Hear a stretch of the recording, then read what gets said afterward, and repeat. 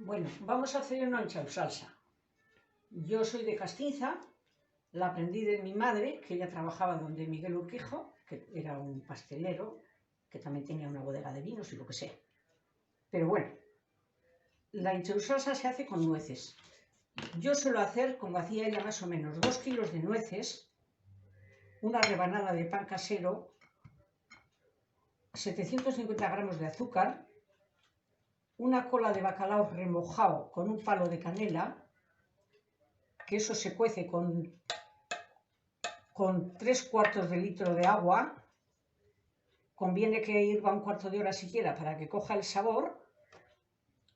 El bacalao y la canela, el agua coge el sabor del bacalao y la canela.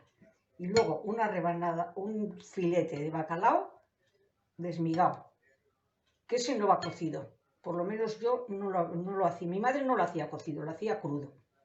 Lo desmigaba y lo mezclaba con todo. Y ya está. Bueno, aquí tenemos las nueces que las hemos metido al horno para que se queden un poquito, se les quite la humedad. Aquí tenemos el bacalao, que es para triturarlo con las nueces y con el pan. Aquí tenemos el agua del bacalao, que está cocido con el palo de canela y la cola de bacalao. Y ahora vamos a triturarlo. Antes, en el caserío, antiguamente no había estas cosas modernas que hay ahora.